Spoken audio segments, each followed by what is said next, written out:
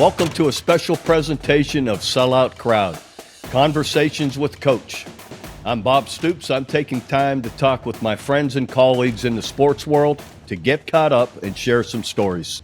But first, I want to say thanks to these sponsors: Rose Hill Builders, First Fidelity Bank, and Louie's Bar and Grill. Now we're doing a special presentation from Sellout Crowd, interviewing and visiting teams and coaches that are in the playoffs right now. And we've got a great one right here, Robert Bernard from Fairview High School. Last 3 years is 39-1. Pretty incredible, Robert. I know 2022 state champions. Let's talk about this year's team. Right now, currently 13-0. So thanks for joining me, Robert. Appreciate you. I really appreciate you having me, Coach Stoops. Well, listen, you're a former quarterback yourself. I know at where was Southwest Oklahoma State, right? Yep. Where you had a great career. Let's talk about your quarterback, Jax Bernard, right? Isn't a junior, I believe? He is a junior. He's done a great job for us. I tell a lot of people it's a good thing he's like his mother because I wasn't that talented. So he's done a great job for us. He kind of runs our offense. He has the capability of checks and that kind of things. But anytime you can have what you feel like is another coach on the field, is a good thing for your football team and your offense. Talking to people, and I've seen them once, and I saw, but I know talking to other people reminds me a lot of Baker Mayfield, a guy that can run around, make plays, got a strong arm, leader on the field, all of that stuff. So hopefully that's a pretty fair comparison. Well, he would think so, probably. He's a big Baker fan. I would say that's probably a pretty good comparison at our level because, he does do a lot of things for us. We haven't had to run him in the past. This year we've had to run him a little bit more. Definitely he actually likes that role a little bit better. He does like to run, and I feel like he may throw better on the run than he does in the pocket. So definitely a good comparison. Yeah, that's awesome. But I know your ninth season there at Fairview. You're 13-0. Talk about, just in the last 3 years, 39-1.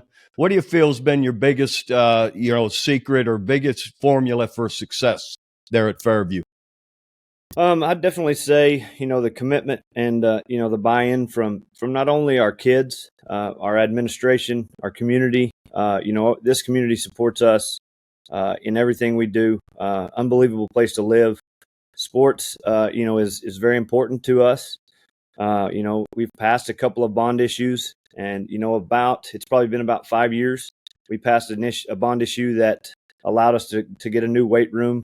Our administration actually hired us a strength and conditioning coach, and so we definitely have some of the best facilities for this size school, and the things that we are capable of doing. But that has been a huge thing for us. When we kind of bought into the best is the standard. Kind of like OU has. Right. So, but in order to do that, we were going to have to challenge our kids each and every day. And, we haven't gotten any pushback from any parents, anything like that. They've all kind of bought into it and obviously has paid off for us. So that's definitely one of the things. The other thing is I feel like our coaching staff has been together. Actually, my defensive coordinator I worked for him. He was the head coach early in my career. So been around him for a while, so we feel like we know each other really well. But then also we have these kids, being a small school. I help coach sixth grade football, so we're from sixth grade up to high school. So we feel like we're with these kids a lot. We feel like they understand what we want and what we're trying to accomplish. So definitely those things have played huge roles over the last few years. Robert, my definitely continuity of staff, or when you're working with the coordinator on the other side of the ball that's right in step with you. My father was with the same head coach. They were together 30 years back in Youngstown, Wow. Ohio. My father ran the defense. The head coach ran the offense. Neither one got in each other's way and won multiple state championships. And you can't beat it when one guy and the other guy, you both know what each other are thinking and what you're doing. Yep. Nope. And it's great. We have obviously we have a smaller staff, so guys are coaching on both sides of the ball. We're actually lucky enough that he just kind of helps with the offensive line and really concentrates on defense. So it's been a blessing to be able to do that. Absolutely. You got a big game with Woodland, awfully good football team here this Friday. What are going to be some of the keys you feel to this game, for you guys to continue to be undefeated and continue to pursue the championship? Everything, we talk to our kids each and every week about who's going to be the most physical team. And that's what we kind of pride ourselves on. We're going to be the most physical team. And set that tone from the start. Obviously, a couple of games ago, we had a few turnovers that were kind of uncharacteristic of us. We usually do take care of the football really well, so definitely have to take care of the football. But their run game can cause you problems. So we definitely have to be physical on the inside. That all starts up front with our defensive line, who's played great over the last couple of games. So.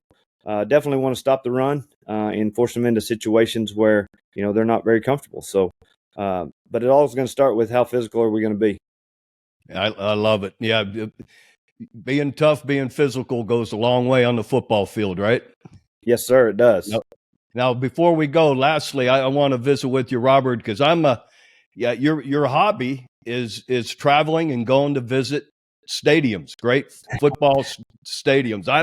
I'm a stadium junkie myself, but I can't say that I've been traveling to each one. I got to put that on my bucket list and start doing that. I've been fortunate through all my years of college coaching to have been to so many great stadiums, and I love it. I love pulling into a new stadium and the atmosphere, the vibe.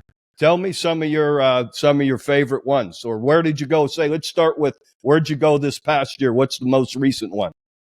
Oh, this past summer, let me think. This past summer was, well, I'll just tell you, I don't know that I remember last summer. Let me tell you our favorite one. We made a trip to Yellowstone National Park. Yeah. And so I convinced my wife that it's only about 8 more hours out to Oregon. So we drove out there and got to walk around, and actually stopped at Boise State on the way. So got to walk out on the blue turf and it's kind of a neat deal. But Oregon was unbelievable. That one was one of my favorite trips. But no, I think I've been to every Big 12 school, almost every SEC school. We've been up to Ohio State. And then my son and actually my brother-in-law and his son, we go to NFL games. So we've driven out to Philadelphia, the Eagles, saw the Eagles and Cowboys play. We drove 14 hours up to Lambeau Field. One of the experiences, if you haven't had it, it's unbelievable. Actually drove up there, slept on the side of the road for a couple hours and drove home. So definitely one of those experiences that's unbelievable. But no, in fact, I love it, but my daughter may actually love it more than I do. She looks forward to going to stadiums and that kind of stuff when we're on trips. So it's a good family activity. That is awesome. Lambeau Field is definitely on my bucket list, but I've got an easier chance of seeing a game there now that I'm retired. You got too many more years to go. Yeah, I got a few more years before that happens. Well, listen, you're kind to join us. I sure appreciate you and wish you all the best of luck this weekend against Woodland. I appreciate it. Thanks, Coach. Continuing with our program here with Sellout Crowd, of visiting with coaches that are in the playoffs here in the state of Oklahoma. Got some big games coming up. And next I'm joined by Jeff Craig from Blanchard High School, 12-1 right now, and have a big game this weekend with Wagoner. But won 2 state titles. I know you did, Jeff, when you were with Gary Rose back in the day. And also the 2012, you were the 3A state champions, right? And this is your 17th season there at Blanchard. That's quite a while. Yeah, it's been a good run, but it is a long time, and it has flown by though. It really doesn't seem like 17 years, but it's been a lot of fun in that run. Let's brag about some of your players, Jeff, just coming into this game, or actually you're 12-1 through this year. Who have been some of your standout guys that that everybody ought to know about and look for even in this big game? Yeah, our offensive side is loaded with a lot of skill guys on that side of the ball, and it starts with our quarterback, with Carson Cooksey, and he's thrown for almost 3,000 yards this year, but he's got a lot of guys to throw it to, and we were fortunate enough to get one of those guys back in the last week or two that we lost week one in Reagan Palmer, which has been a big weapon for us, and Bryson Carter and Corey Pierce and Hudson Perryman have really done a good job in our skill positions as far as just being a multiple set of targets for Carson to go to.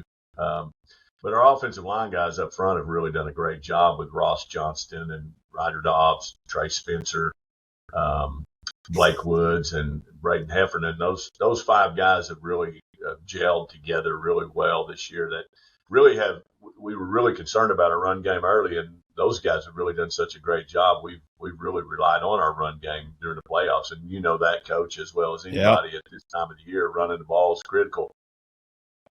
On the defensive side of things, we really felt like our defense was going to be kind of a sore spot for us, and they've really turned out to be a source of pride for us, and they've really carried the load for us lately.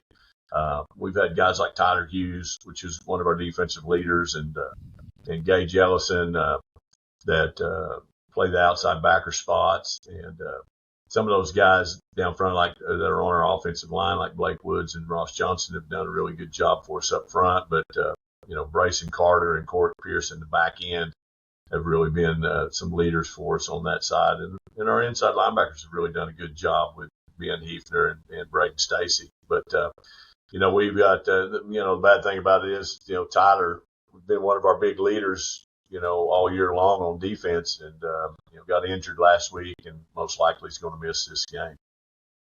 Yeah, that's a shame. But and Carson Cooksey, if I remember right, he's a 3-year starter, isn't he? Correct. Yeah, he started for us as a sophomore. Unfortunately, in that season we lost him week 9 to an injury, and that kind of quelled our playoff run. Came back last year and played the whole season for us, started for us. We had a good run there, and then obviously this year's third year.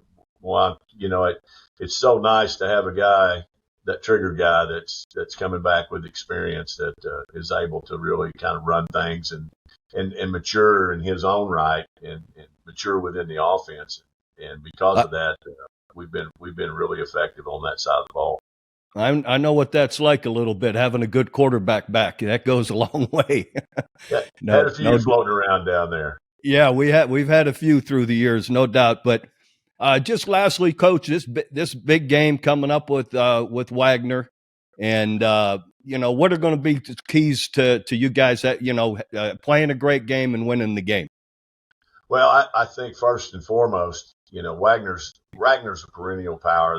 They're always playing for a championship, or they're always right in the mix, and the one that everybody talks about, as a front runner going into it.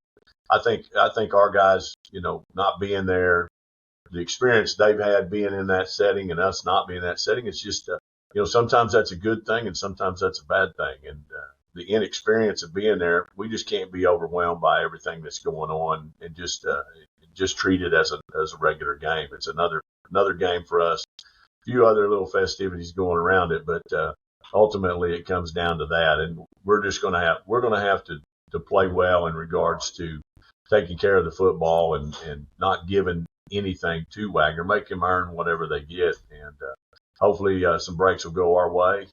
Field position might be critical, if the weather's going to be an issue, because it looks like we might have some weather. So those things are going to be a huge factor in Thursday's game.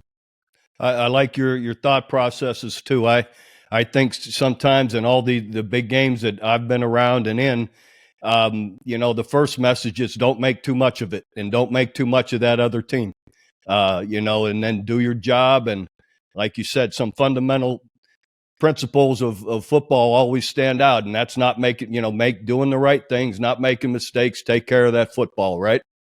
Correct. That's kind of been our mantra all year long, really, and we carry that over to this week. And we've really kind of said this all along: just be us. Yep. And, I was talking to my O-line coach today, and, the thing about it is we're going to win these games with the stuff that we do. We're not going to win it with tricks and smoke screens and all that stuff. It's going to be fundamentally what we do. Now, obviously, everybody has wrinkles, but your basic stuff that you've been good at, the stuff that it's kind of that same old mantra of dance with the one that brung you. And, we do what we do, and we just got to do it better than the other team at this point in time. And that it really comes down to those things. Well, I agree with you totally, Jeff. And listen, you're kind to join me here today. I appreciate it, and wish you all the best here this weekend against Wagoner. Go get them. Appreciate you having me on, Coach. Continuing to visit with high school coaches around the state of Oklahoma that are currently in the playoffs. Now we've got Brad Beller from Washington, defending state champions, and 13-0 right now. Brad, congratulations on everything so far. Thank you. I appreciate you having me on. Well, listen, you got a big game with Jones this weekend. I want to say, is it Friday or Thursday? It's Friday night at Yukon High School. Okay, great. But you got to be tired of seeing Jones. You've been seeing this is your fourth time playing these guys in the last 2 years, right? Yes. It's actually fourth time in the last 2 years. It's the sixth time in the last four straight playoffs. So I think we're both tired of seeing one another. I guess you guys state champs last year. I think previous 2 years from before last season, you guys were runner-ups, probably to Jones, right? Well, we actually got beat by Marlowe in a great game, 17-13 and 21. Got beat by Metro Christian in 2020, and then Millwood beat us in 2017. So last year we finally kind of got that monkey off our back and finally won. Yeah, but incredible success for this stretch, this last 4 or 5 years, and currently 13-0. What are some of your secrets, or what do you feel is the reason for that consistent success? Well, what you just said was our biggest word that we talk about is consistently playing at a high level in practice, in our preparation and off season. That we feel like good is the enemy of great.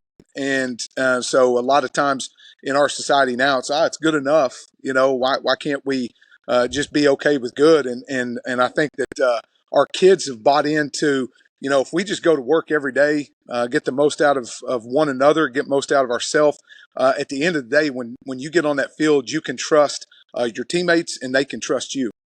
I love that. Absolutely. Let's talk about some of your great players. You got a great tight ends with Nate Roberts, and then Cooper Alexander, who's going to Iowa State, I know, and another D end, Nathan Spalding, right? But brag about those guys or anyone else you feel or really has had a huge year this year. Yeah, those two tight ends make it nice. Nate, not sure where he's going to go. I'm sure a lot of the people in the Sooner State, I know here in Washington, would love to see him go be a Sooner. And he's only a junior, right? What's that? He's only a junior, though, right? Yeah, he's only a junior. Yeah. So, I mean, he still has time, and he has a lot of options ahead. And he played quarterback through his freshman year, and then we moved him to tight end as a sophomore. And you don't grow 6'4", 230-pound tight ends, in Washington very often. And so for him and then Cooper to move in, last year, 2 years ago, we were 10 personnel thrown all over the field. The last couple of years, we've been in 12 personnel and flexing those guys around. And those two guys are very tough to handle, at a Class 2A level, mismatches. On the inside, outside, it makes our running game better. And then, you talked about Nathan Spalding. Nathan Spalding has made our tight ends better because he is a dominant force at defensive end. He started the last 3 years every game from his sophomore year and his freshman on a state runner-up, played a ton of games. So a ton of experience on this team and a ton of kids that have played in some big, meaningful games. So Jones is a big game, but Jones is not going to. They're not going to be wowed by the bright lights, and I don't think our kids will either.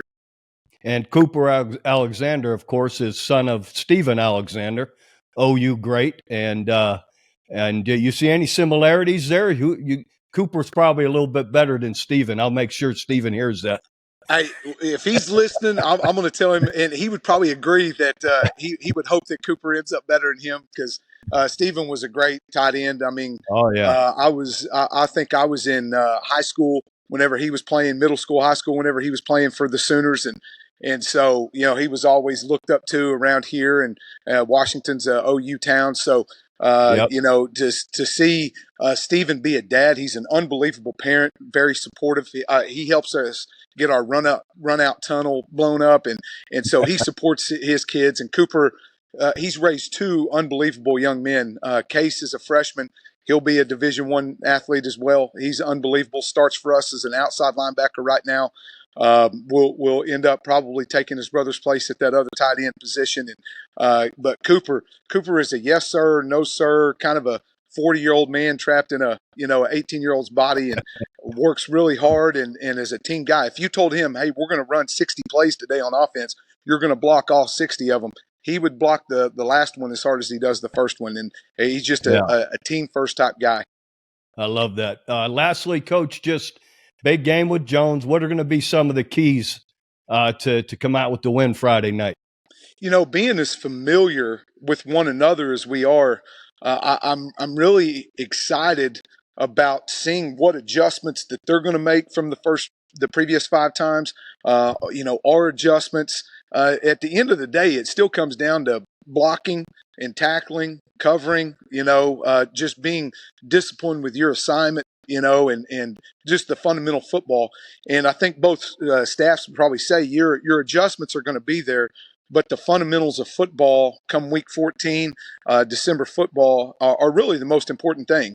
And taking care of the football is lastly. I mean, turnovers are huge. In the previous 5 times that we played them, the turnovers have been the biggest issue that have plagued both teams at different times. So those are going to be some the fundamentals, and then taking care of the football.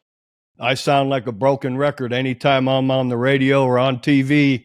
Turnovers are the biggest key to every game, and it's very rare you lose the turnover battle and can still overcome it and win. So, Brad, you're kind to join us, and wish you the best of luck Friday night against Jones. Yes, sir. Thank you. Continuing our trip through the state of Oklahoma for Sellout Crowd, visiting with all the coaches and teams in the playoffs here this week. And right now from Seiling, we've got Gary Manuel. Currently, Gary, with 13-0. So congratulations, and let's talk about your team. Thanks, Coach. We have a young football team. We have 4 seniors. 2 of them actually played last year on our state runner-up team, and we started a bunch of freshmen and last year on our state runner-up team, and we brought a lot of those guys back, and man, they just continue to get better and better each and every week. Let's talk about your stellar career. You won a state championship as a high school player, and then a national championship on into college. Let's talk about what your career and how some of that rolled around. Well, I don't talk about my career much, even with my kids or my family. I'm in a different stage of my life right now, but I always tell my son, hey, you may have better stats than I did, but I got one thing that you don't have, and that's hardware. And then when I got to college, man, I was an average college football player. I played with a lot of great players, and I played because I understood how to play the game. I was a smart player. Wasn't maybe the most athletic guy, but I was smart. Coach could make an adjustment. You didn't have to tell me 5 times. I got it. And, that's why I was able to play in college and enjoy one of the best experiences of my life. You also have a history of the guy I'm a huge fan of, the head coach at Ohio U right now, Tim Albin.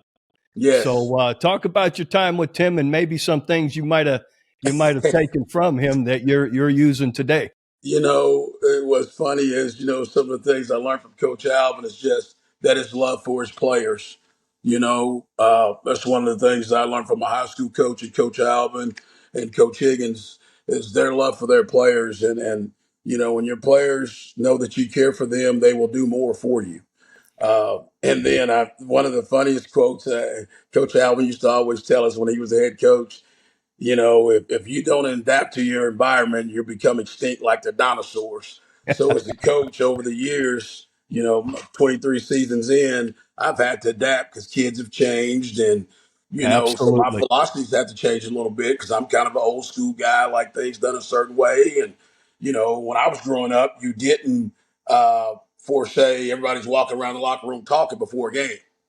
You know what I mean? Everybody Yeah. sat there, had the headphones on, everybody's quiet. Now you go in there, it's like you're at a club, Yeah. you're at a bar or something. I'm like, oh man, God, I don't know Oh, what these yeah. guys are gonna do. But that's their nature. That's what gets them going. And I've kind of had to get used to it and just let them be themselves. And I had to adapt myself. So I'm that's with been you. tough.